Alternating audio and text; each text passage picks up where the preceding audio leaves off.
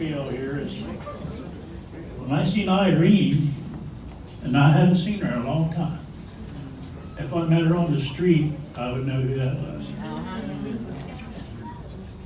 And I don't know if she remembers me or not, but when I was a little boy, he used to come up to the garage all the time.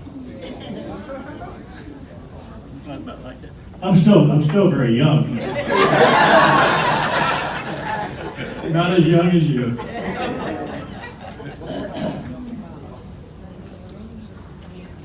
First thing I like to do is to thank the Port Norris Historical Society for making this event, for having this event for the legends of Port Norris and the area.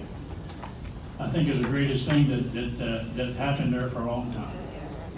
So I want to thank them for making this event possible. I want to thank my nephew Herbert Lore for assembling the documentation and getting the procedure from the Historical Society to get my father inducted into the legends of Port Norris. I also want to thank Alvin for putting me on the spot.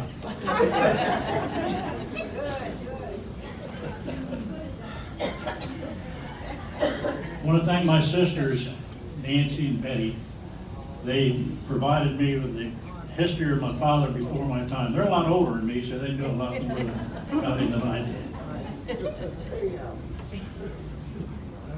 Joseph Marshall Lore, known as Bud to just about everybody. He was born to Frank and Edith Lore in Newport, New Jersey. He was raised in Newport, went to school there, worked on his family farm, and helped his father in the blacksmith shop.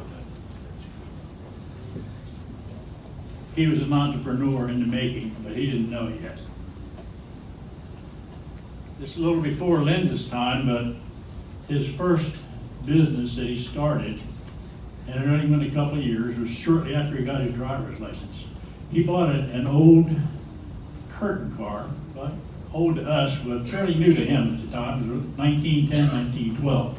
He was born in 1898 in Newport. He drove the taxi to Fortescue. That was his first business, taxi to Fortescue. He liked to tinker with automobiles, and he heard that the Ford garage in Bridgeton was hiring people for apprentice mechanics. So he went up there, got a job as an apprentice, and worked through a 4-year apprenticeship in automobiles. During that time that he was an apprentice, he was seen frequently in Port Norris on his Indian motorcycle. Dirt roads, all that stuff, but he went down there, and during that time he met my mother. They dated for about a year and a half, and they got married in June 1919. When they moved in with his father and mother in Newport, and they lived there for a couple of years, I guess it was, I'm not sure. But the Ford garage in Port Norris was just getting cranked up, and they were hiring mechanics. He took a job in Port Norris. He and my mother moved on Main Street, and eventually to the apartment over top of the Ford garage. In late 1926 or early 27, he decided he wanted to go out on his own. So he bought some property up on Marchtown Road, now North Avenue. He went around talking to the different money men in town, and none of them would loan him any money to build the garage and service station. All told him it was too far out of town, he'd never make it. George Robbins had faith in him, and George loaned him money. And then in 1927, Bud and two of his brothers, Eve and Irvin, started construction on Bud's garage. Actually, Bud's place at the time. It was completed in 1928 and open for business 24 hours a day. No job too big or too small. You take them all on.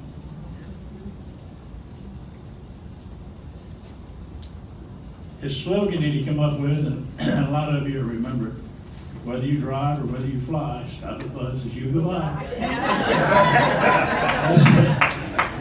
He had that on his calendars and all that stuff, all through the years. The living quarters was built in the back of the garage at the time. For you that can remember that, or if you don't remember, where the lift used to be in the back of the garage, that was bedrooms there. My sisters both lived there, and I did as a very small child.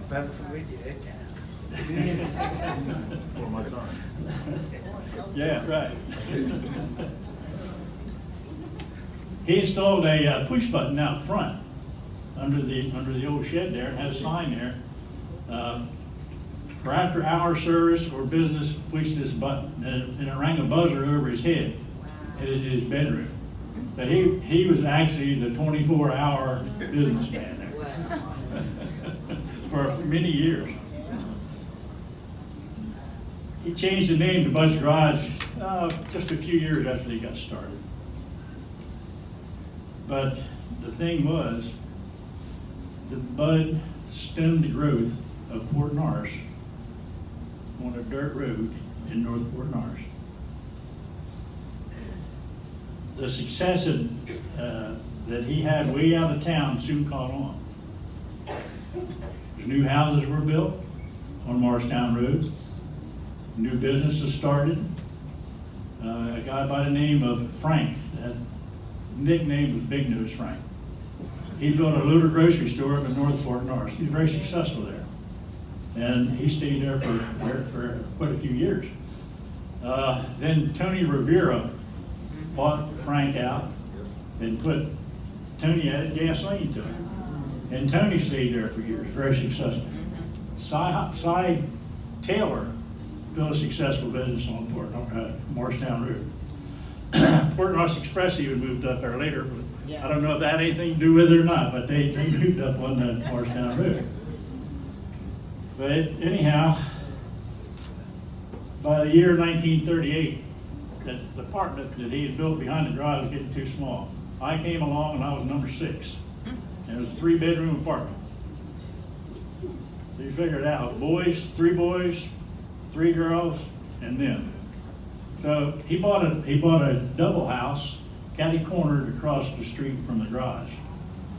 He opened it up, and you ended up with like 5 bedrooms, I think it was, and 2 living rooms. Everything was double, big old double house. He just done the thing all over.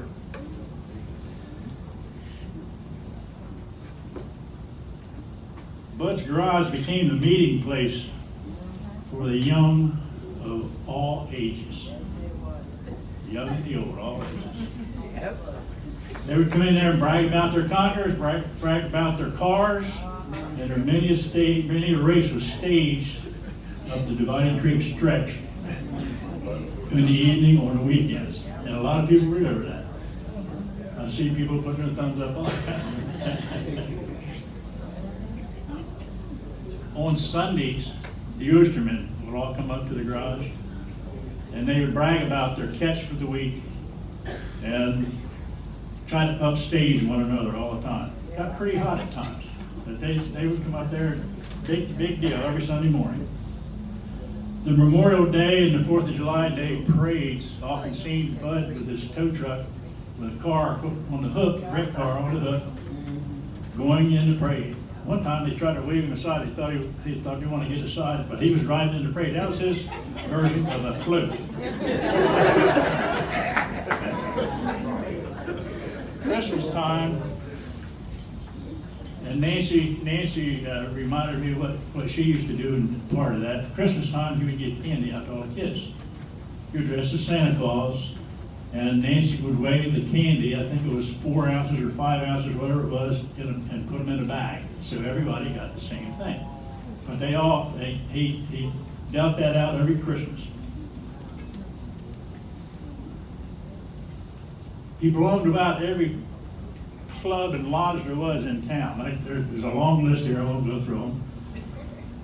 But he did that mainly for being able to keep abreast of what was going on in Port Norris, keep his ear to the town and what was going on, and be able to put in his 2 cents. He was a layman in the church for many years, Methodist Church.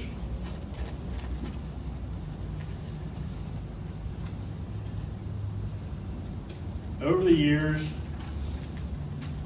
he took care of different people that was not able to take care of themselves. Bud helped several homeless. Back then they were called hobos. He would give them a place to stay, feed them, and they'd do some sort of work for him. Several of them did that. He also had another slogan. We will crank your car and hold your baby, but we won't give credit, we don't mean maybe.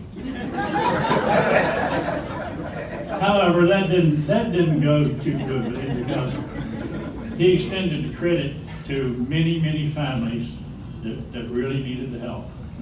And most of it was just written off. Bartering was a big thing back, very, very popular back in that time too, in the early days. He sometimes take his payment in oysters, clams, crabs, or whatever was of value or whatever he could use, so that people could get their work done and be able to take their cars or tractors or whatever it might be and go to work.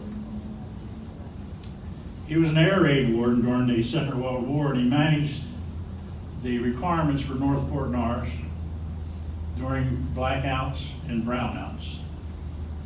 He also prepared cars for driving at night. They would put shields down over half the headlights and some other things that they did to keep the lights from shining up in the air.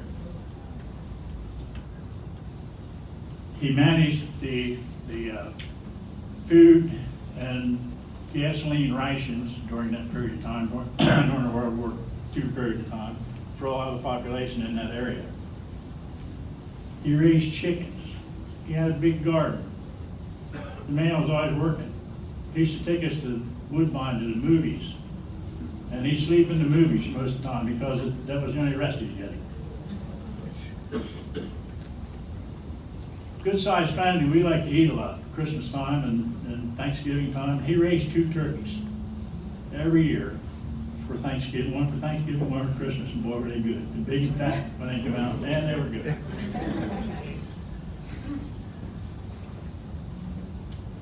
He and my mother retired in Florida in 1966. They owned and operated Bud's Garage for just about 40 years.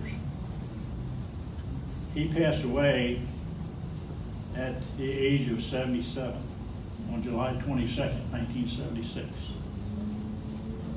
In short, Bud Lore was a humanitarian, a businessman, a master automobile mechanic. Some of his traits and virtues: his work ethic was stellar.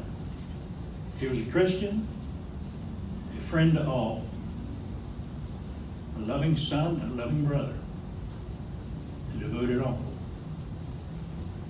He was a loving and caring husband, father, and grandfather.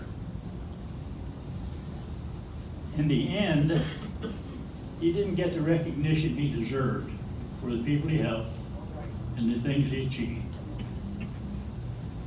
while he was here on this earth. Today, thanks to the Port Norris Historical Society, some of that changes.